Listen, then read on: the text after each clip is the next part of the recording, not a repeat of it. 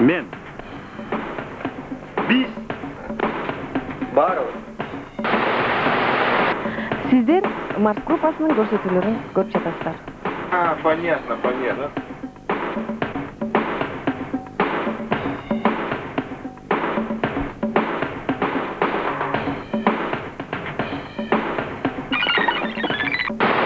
Я. Мы. Все. В эфире группа Марс. Добрый вечер, дорогие друзья.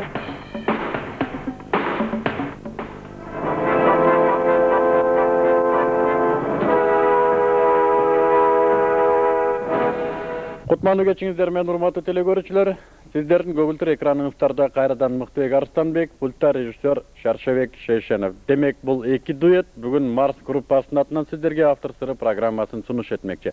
Автор сыры программасынын эрежесине ылайык, эгер мурда көрүп жүргөн болсоңуздар эсиңиздерде бар болсо керек, биздин программанын аренасында негизинен ушул автор деген наамга татыктуу, автор деген ыйык наамды алып жүрүүгө мүмкүнчүлүгү бар инсандарга ар дайым эшик ачык.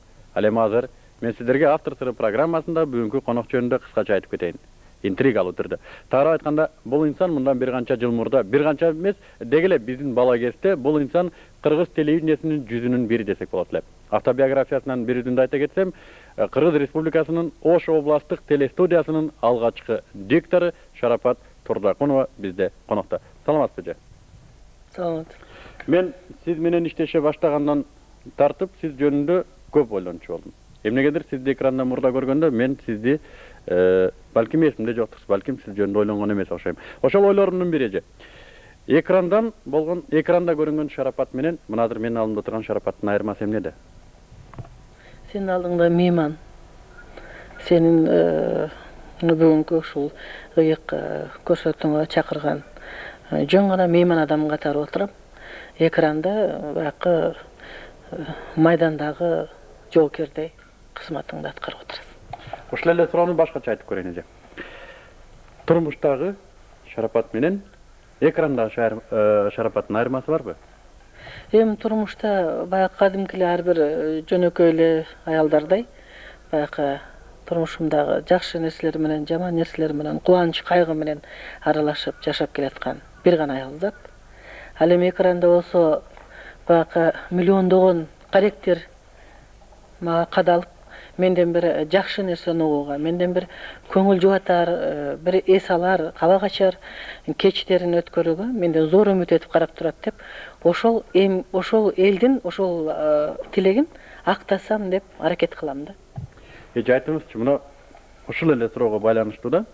Экрандан чыгып атканда сиз бар жокту унутасыз. Унутам. Үй бүлөнү дагы, шартты дагы, турмушту дагы. Ойлобойсузбу, мына бул өзүн өзү алдагандык деп? Ошого да шүгүрчүлүк. Менин оюмча, мына студиянын босогосун аттаган саамдан баштап, чындыгында мен ошонун ар жагында эмне дүйнө бар экенин унутам да. Мына азыр экөөбүз сүйлөшүп отурган мезгилде дагы ошол реакция болуп жатат да. Себеби мен үчүн студиянын ичи менин жашоомдун ушундай бир эң бийик, бактылуу кездери жеткен бийиктиги да. Кандай деп ойлойсуз? Эмне кылыш керек ушул сиздин азыркы абалыңызды студиядан чыккандагы турмушка дагы киргизүү үчүн? Эмне жетишпейт буга? Ал мүмкүн эмес да. Бул жер искусство да. Сырт жөн гана жашоот. Айтышат го, жашоо чоң театр деп. Аның да туура. Бирок Кудай Тааламдын биздин адам катары жаратып, ошол жер үстүнө жибергендеги баягы биздин башыбыздагы кодированный турмуш өзүнчө өтүш керек.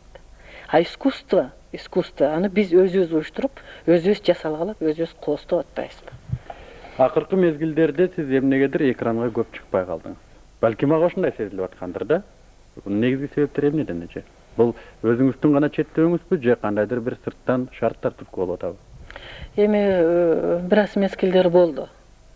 Кандайдыр бир биз жашаган коомдо бир ошол телевидениянын нак профессионал кызматкерлеринин деле анчалык кереги жоктой бир маанайды байкап, Демек баягы бүгүн босогон аттап али телевизор дегенди, телевидение дегенди эмне кайсы майга кошуп жээрин билбеген адамдар менен бизге окшогон профессионал адамдардын эмгек деңгээли бир катарга туруп калганда ошондой сен айткан мезгил болду.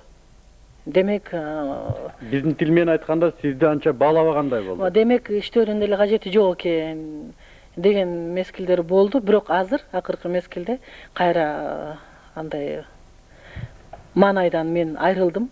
Кудайга шүгүр, 1 айда 90 мүнөт убактым бар. 3 жумада 5-күндөрү чыгып атам. Аялзат, Кырдаал юридикалык клубу, анан кийин Улут Саламатта. Мен үчүн жетет. Айтсаңыз эже, мына сиздин жылмайганыңызды карап туруп, мен эмнегедир ар дайым сиз менен иштеп жүргөндө деле мен сулуулук жөнүндө көп ойлончумун да. Аял киши деген сөз, сулуулук деген сөз менен канадыр бир деңгээлде бирин-бири туюндуруп турат. Аял кишинин сулуу болушуна эмне керек азыр? Өң эле керекпи? Азыркы ушул учурдагы заманда. Эгерде аялдын бир бала колунда болуп, 2 бала этегинен жетелеп турса, ошол аял сулуу деп эсептелет экен. Демек, аял киши өзүнүн дүнүйөлүк берилген маңызына жооп берүү. Бул тукум улантуу. Мен туура түшүндүм. Биринчи милдети ошол тукум улантуу, анан кийин үйдүн кутун качырбай, ошол эр азаматтын очогунун отун өчүрбөй, ошол үйдө дайыма майрамдык маанайды түзүп туруш керек. Сиз өзүңүздүн милдетиңизди ошол телевидениеде иштеп жүрүп аткардыңызбы? Жок, аткара албадым. Эмнеге? Себеби, мисалы, мен Ошто иштеп жүргөндө, мен бул жерде мен жаңы келгенде режиссердун жардамчысы болуп иштедим да. Ошондо эле кечки иштер башталды да. Баягы саат 4төн келип 12ге чейин мындай жазмай деген жок ал кезде. Мен жаңы келгенде 68-жылы келдим бул жерге. 67-жылы келдим го. Мындай жок эле андай жанагы жазып алып адам көрсөтпөй. Биз баарын түз иштечүбүз да. Кечинде келип эки жардамчы ушул жерде студияны даярдап, анан улам дикторду чакырып, улам келген сүйлөп жүргөн кишини чакырып, өз точкаларын отургузуп, кыскасы студиянын жүрөгү режиссердун жардамчысы болчубуз да. Бүт бәрін даярдап турчубуз. Алар келип иштеп чыгып кетишер эле. Ошондо да бир брак кетчүмүз. Таң каларлык. Түз иштегенде дагычы. Анан 12де кетчүмүн. Ошондо эле биринчи балдар төрөлдү да. Анан дикторлук кесип болуп калды. Анан ушка кетип калдым. Аяктан радио, телевидение бир иштедим. Телевидение да ошондой кечинде. Пахта жыйналып план толгондого Кудайдын куттуу күнү саат 12ге чейин салтанат. Ар бир район келет да. Эфир аркылуу. Эфир, түз эфир. Жазуу жок. Түз баары түз болот. Кенеде студиянын ичинде түз иштейбиз. Сен айткандай ошол мезгилдерде бая кечкурундары балдарга кечки тамакты суноо, жолдошко жылуу төшөк салып берүү, анын баягы жумуштарын тосуп алуу деген маселелерден мен албетте кызматымдын айына ушулардан кол жууга туура келди. Азыр ачынбайсызбы? Кээде эмишине ачынам. Ачынбайм негизи.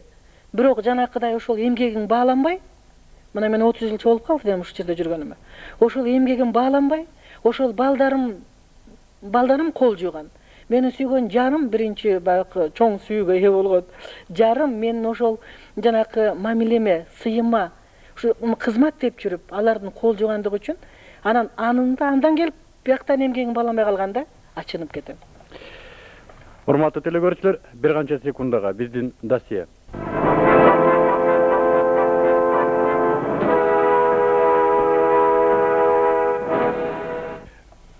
Эфирде автор сыры программасы, бизде конокто Шарапат Турдакынова. Эже суроону улантайын. Эми өзүңүздүн мага көптөгөн каттар келет, көптөгөн телефон шыңыроолордун көпчүлүгү мен тилдешет. Автор сыры деп, сен автордун сырын ача албай атасың деп. Келиңиз, мен биринчи суроону ушундай коеюн. Сиздин автордугуңуз эмнеде? Мен оюмча ар бир чыгармачыл адам өзүн автор сезиш керек. Себеби автор деген эмне? Ал жаратуу.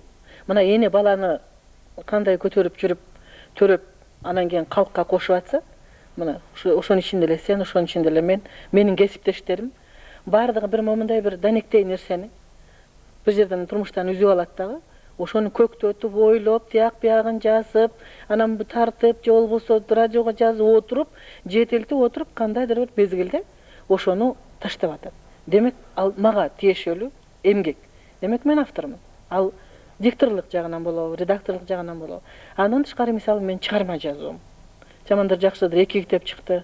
Телевидениеде постановкалар тартылды, радиодо көп драмалар жазылды, алар жатат, повесттер жазылды, аңгемелер жазылды, биздин фонддо жатат радиодо.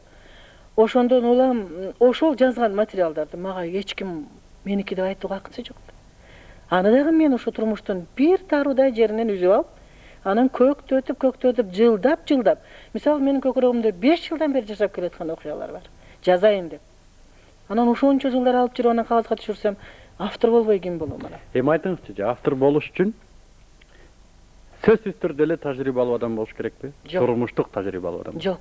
Кандай адам болуш керек? Ал бул автор тире талант тигил жок бул нерсени. Экөө дайым жанаша жүргөн турмуштук кубулуштар да. Эми муну биринчиден менин оюмча бул же баягы тукум куучулуктан келген. Бир генетикалык. Ооба, келген нерсе. Же болбосо Кудай Тааламдын баягы сен түйүлгөн күндөн кошо өзүң менен кошо таштаган бир касиеттер. Шарапат эже, бир эгер капа болбосоңуз, мен телегөрүүчүлөргө айтып кетейин. Шарапат эжени бияка чакырып, ушул тасмага түшүрүү процессинде болгону 1,5 мүнөт убакыт калганда мени калп айтырбас, режиссер пультта отурат. Шарапат эже менен суроолордо сүйлөшкөн жокпуз. Мен айттым, Шарапат эже, сизге кандай суроолорду бербейин деп. Эми ар түрдүү адамдар болот да, кээ бирлер айтат, бул суроону мен сүйлөшкүм келбейт, бул суроого жооп бергим келбейт. Шарапат эже, бардык суроолорго жооп берем дедиңиз. Чынбы? Мен бала кезде бир учак түрдө эле Шарапат Турдакунова Кытайдын шпиону экен деп. Анан эсиңизде ошол кезде бир чачтардын формасы бар эле мындай. Чачынын ичине Россия салып алат экен деп. Балки мен бала кезде туура эмес уккандырмын, ошол жөнүндө айтып кетсем. Дегеле ошол кезде телевидениеден чыккан Тамара Бакиева, сиз Өзбекстандын диктору Роза Рыскелдинова, Камбарова сөздөр жүрчү. Ооба. Ушул суроону жакшы бердиң. Себеби мен ушу биздин калктын алдында көп адамдарга ошол маселе табышмак боюнча калды да.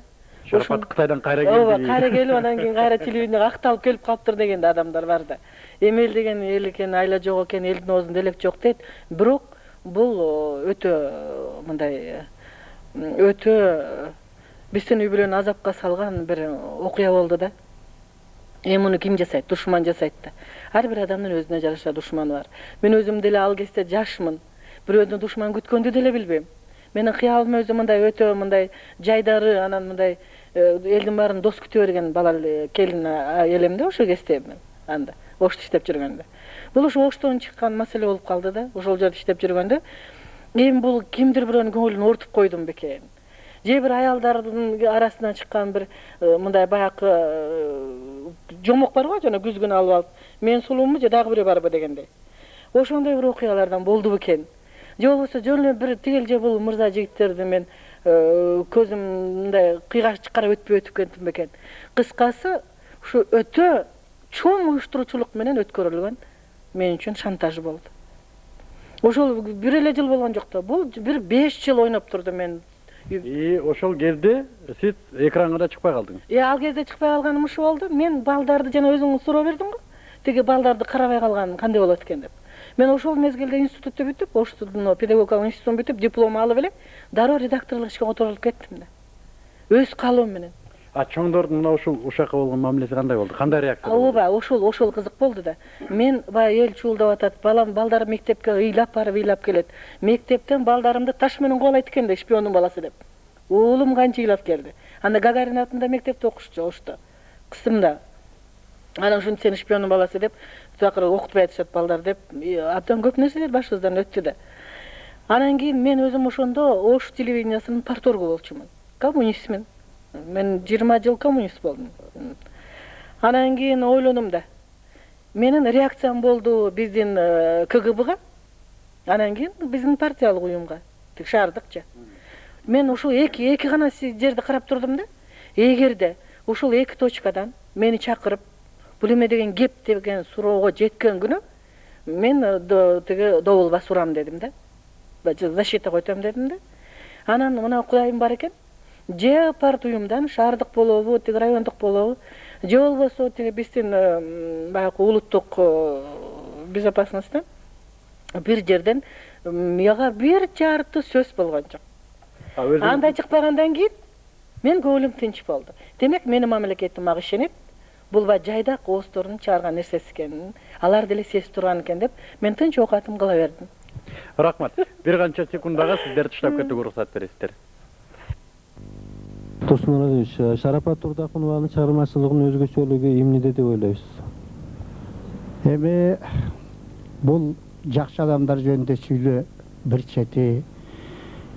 Мен айтар элем, жакшы адамдар жөнүндө сүйлөө бир чети, бир жакшылык дагы ар адамдын өзүнүн дараметине жараша болот. Мисалы, бул Шарапат жөнүндө сүйлөө мен үчүн бул кээ бир адамдардын эле көп эле жашообузда көп эле адамдар кездешип атпайбы? Бул Шарапаттын чыгармачылыгы өзгөчө деп айтар элем. Себеби эмнеде? Жаш кезинен мен Шарапатты жаш кезинен билем. Onu ошол кезде студия курулуп, ошол студияга келип, жаш кезинде келип менден окуду. Чыгармачылык карадым. Ошондо таланттардын арасында өзгөчө бөлүнүп чыккан жаштарыбыздан ушул Шарапат болчу.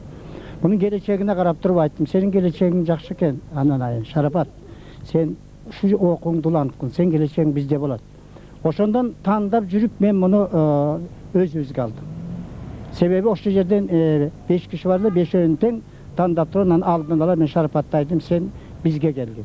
Бизге келди. Бизге келгенден кийин мен ушул Кыргыз радиосунда адегенде чыгармачылык менен өзүн үйрөтө баштадым. Кандай сүйлөө керек, дикторлукка даярдадым, мындайча айтканда.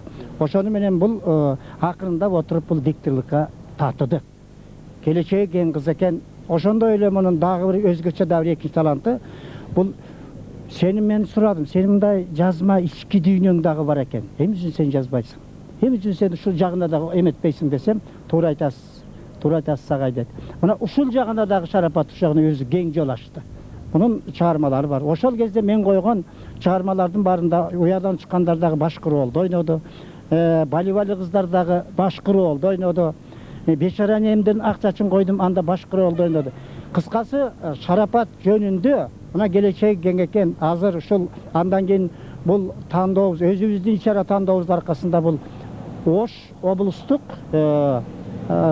эмесине телевиденияга барып биринчи дикторубуз болду. Ошол жерде иштеп калды. Жаман болгон жок. Жакшы болду. Өзүнө өзү мындайча айтканда мындай келечек багыт жыйнады. Мына ошондой эле мен айткан туура келди. Бул өзү жаза баштады. Чыгармачылыгы. Мунун чыгармачылыгы телевиденияда коюла баштады. Мунун чыгармачылыгы радиода коюла баштады. Андан кийин келип ошондой эле биздин бу республикалык телевидениеге келип диктор болду кайра башынан. Республикалык радиого диктор болду. Мындайча айтканда бул Шарапаттын келечеги кең. Бул мен ойлор элем, бул келечеги кең адам, кийинки муундарга дагы бул керектүү адам.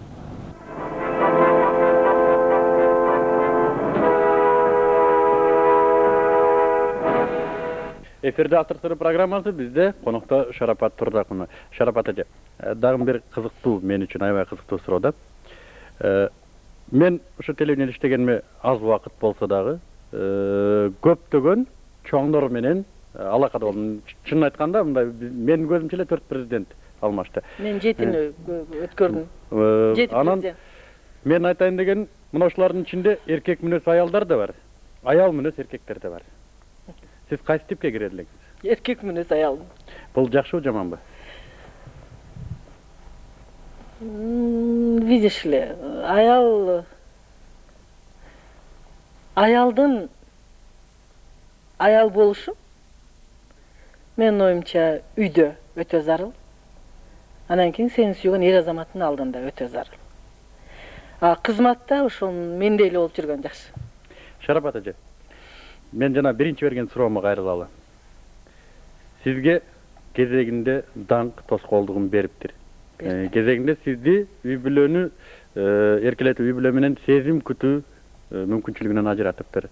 Сиз ушул кезде сиздин балдарыңыз чоңоюп калса керек, алар сизди кандай десем мындай сөздөн чоркоктук кылбайбы, сен кезегинде бизге көңүл бурган эмессиң ушул жумуш үчүн деп. Жок, көңүл бурган эмессиң деген окшошпойт го. Себеби биз деген баягы кечинде 12-де 11-де келебиз да. Анан эртеси кечки 4-кө чейин үйдө болобуз да. 4-кө чейин бүт жасап коюп, тамагын даярдап, колуна карматып, тарбиячысын. Эми биздин кыргыздарда кандай жалгыз жашабайбыз да. Дайым сиңди, бирдемелер, инилер үй толтура болот да. ошолорго тапшырып койгон үчүн чуркап кетчүмүн. Бирок могу сен айткандай дооматтууга элекмин. Кудай сактасын. Менимче чыгармачылык адам үчүн сен жакындарың сага ушундай сөздү айтса, менимче эң оор болсо керек. Дагы бир суроо, Шарапат эже. Сиздин акыркы учурдагы өмүрүңүз жөнүндө. Албетте мен үчүн бул суроону бериш кандайдыр бир деңгээлде ыңгайсыз болор. Бул деле болсо мен ойлоп турам телегөрүүчүлөргө кызыктуу болот болуш керек. Сиздин жолдошуңуз Раматул ага жөнүндө айтып өтсөңүз. Абдыкасым Сапатаевич жөнүндө. Эми жанагы сен айткандай эле жана Кытайдын шпиону болуп кетиптир дегендей маселе дейли мага легенда туудурган биздин калк эл республиканын ичинде мен ушул Сапатаевка турмушка чыгышым болуп калды да. Эми менде биздин турмушубуз 15 жыл чогуу жашадык. Бир кызыбыз бар. 8ге чыгып калды. Менин айтайын дегеним, мен бул киши менен чогуу жашоо менен зор мектепти басып өттүм.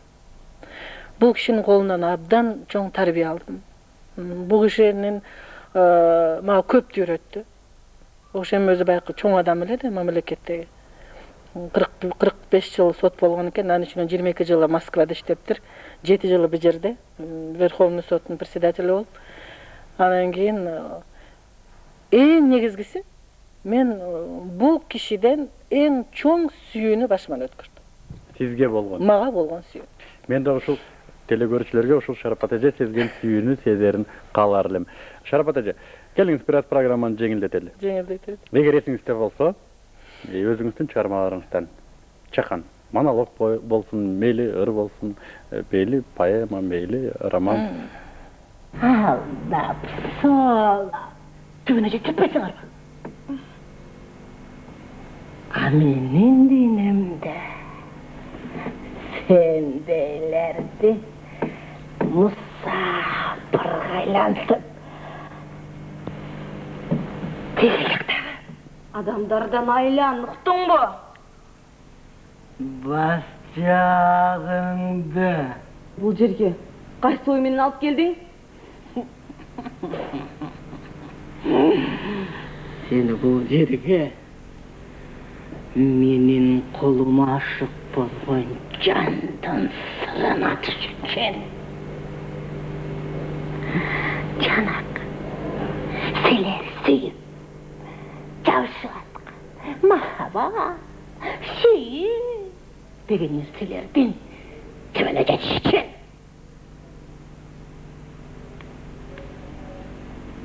Итирилген байкуш. Менин кулум сенин ашык болду теги.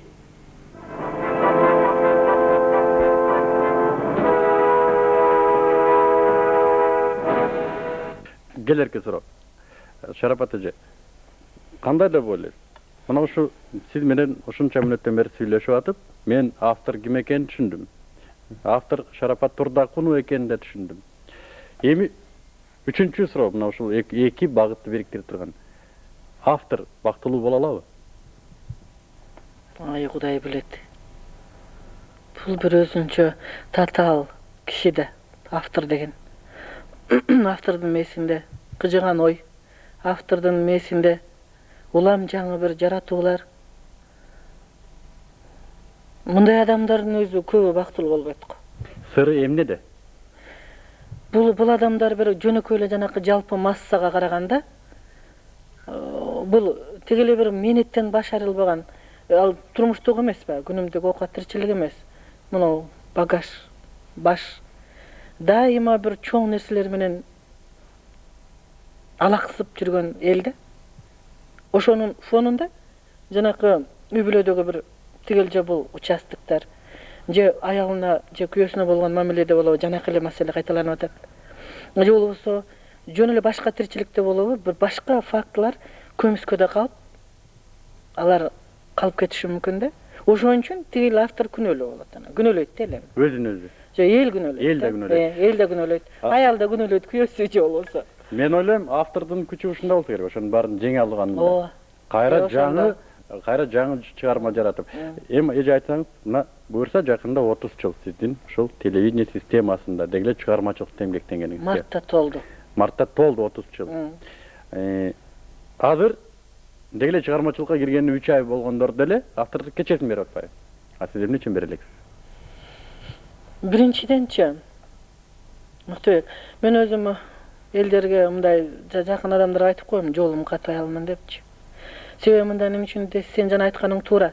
Чын эле ушул мен 66-жылы мектепти бүтүрүп келерим менен эле филармонияга артист болуп киргем. Себеби жалгыз тилегим актриса болуу эле да. Башка мени бир кесип алаксычы эмес, издечи да эмес. Ошол актриса, ошол артист болуп жанакы эки кудул Шаршеновдор менен, Орозбек Кутманалиев менен, жана Сүйдүм Төлөкова же биз иштеп жүрөт. Ушулар менен биригип алып, биз бригада болуп Кыргыз мамлекетин кыдырып чыкканбыз. Мен көркөм сөз боюнча болчумун. Анан сатира юморлорду ойночубуз, жана эки кудул менен Шаршеновдор менен. Сценкаларды ойночубуз да. Эми ошондон бери Кудайга шүгүр эле эмгек сиңирилди. Эми эл билет, аны кайталап отурбайын. Кайсы студияларда иштедим, канча жыл иштедим. Бала бакырамды чоңойттум. Мына 2 китебим чыкты. 3-чү китебим Кудай буйрса мына чыгат деп турабыз. Бир 10 басмата, 11 басмата. Азыр басмаканада жатат Коңкобаевда. Бирок ушунун баары айланып келип эле, кече өткөрүнүн өзү менин оюмча алда бир протежелардын бир варианты го деп калдым да. Тил жактан же бул жактан бирөө кулагыңан тартса, же шыбыраса, кел мен өткөрүп берейин десе, мен өтө окшобойм. Анан эми бүгүнкү күндө мен деле каалайм ушу элдин алдына чыгып, ушул 30 жылдын ичинде тапкан ташынган акыл эсимди, тапкан ташынган чыгармачылыгымды элдин алдына бир отчет берип, бир элдин батасын алсам деген тилегим бар. Бирок эми жылдын аягына чейин өзүңдүн жардамың менен Ар дайым эле пайда боло бербейт. Урматтуу телегөрүүчүлөр, келгиле Шарапат эжени үгүттөп көрөлү автордук кечесин өткөргөнү. Балким чындап эле Шарапат эже ырдап, жазып, али бизге жете элек, сиздерге жете элек чыгармаларына биз күбө болобуз. Дегеле телевидение системасында 30 жыл эмгектенүү мен азыр элестете албайм. Жалпы чыгармачылыкта 30 жыл эмгектенүү бул оңой эмес. Бизде бүгүн студияда Шарапат Турдакунова болду. Биздин студияда эгер мүмкүн болсо чакан бир президент бар эле, берип койсоңуздар. Сизге чоң ийгилик. Мындан ары да ушундай сулуу болуп, мындан ары да сиздин өзүңүздүн көрөрмандарыңызга ээ болуп, ар дайым жаркылдап, жайнап жүрө беришиңизге тилектешпиз. Өзүмдө бар болот. Мен ойлойм, менин айтып аткан сөзүмө биздин режиссер да кошулат болуш керек. Сизге чоң рахмат.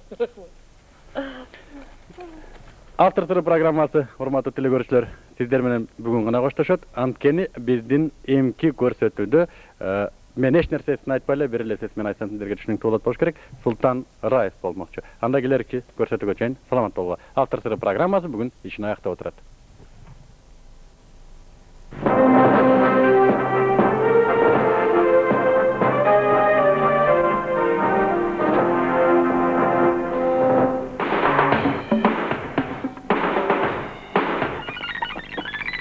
Мен. Биз. Баарыбыз. Сиздер Марс группасынын көрсөтүүлөрүн көрүп жатасыздар. Понятно.